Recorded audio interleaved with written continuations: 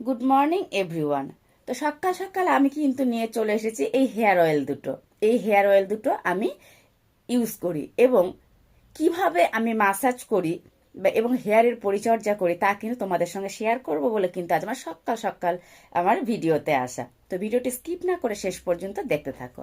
আর তোমরা কে কোন hair oil use করো আমাকে কিন্তু কমেন্ট করতে ভুলো না, এবং ইউজ করে কি কি বেনিফিট পেয়েছো তাও কিন্তু কমেন্ট করতে ভুলো না। তো আমি এই কোকোনাট অয়েল এবং হট অয়েলটা ইউজ করি এবং কিভাবে মাসাজ করি তা তোমাদেরকে আমি একটু শেয়ার করব।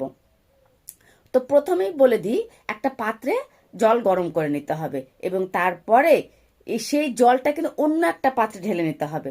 এবার তোমরা হয়তো অনেকেই বলবে যে দিদি তো বলেছিল যে একটা পাত্রে জল গরম করে নিয়ে তার মধ্যে এই টিউব দুটো ফেলে দিতে, তাহলে কি হবে, পাত্রটা গরম থাকবে, তাতে কিন্তু এই টিউবগুলো ফুটো হয়ে যেতে পারে।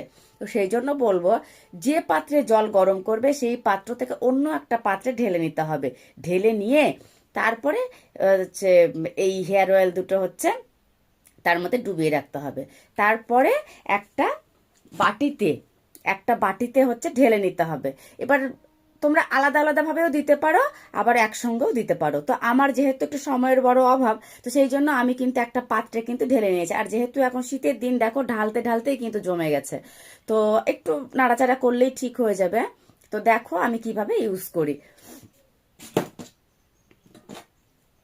আর তারপরে বলবো, তোমরা কিন্তু কেউ কিন্তু হাত দিয়ে কিন্তু এই অয়েলগুলো মাসাজ করবে না। এইভাবে কটনে করে নিয়ে এইভাবে স্ক্যাল্পগুলোকে ফাঁকা ফাঁকা করবে।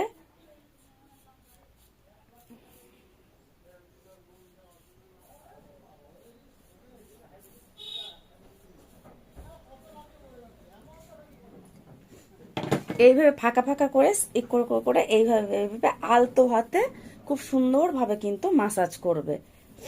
আর এগুলো যেহেতু আমার কিন্তু চুলের বাড়তি অংশ, এগুলোতে কিন্তু অয়েল মাসাজের কোনো দরকার নেই।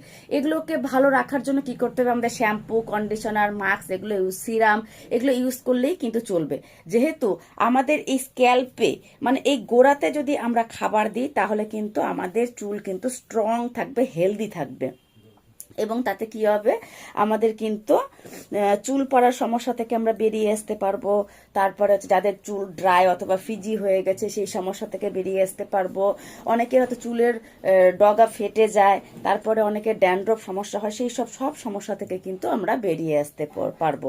তো তোমরা কিভাবে অয়েল মাসাজ করো এবং কি কি বেনিফিট পাও আর কি কোন প্রসেসে ইউজ করো সেটা কিন্তু অবশ্যই কমেন্ট করো। আর তার সাথেই বলি,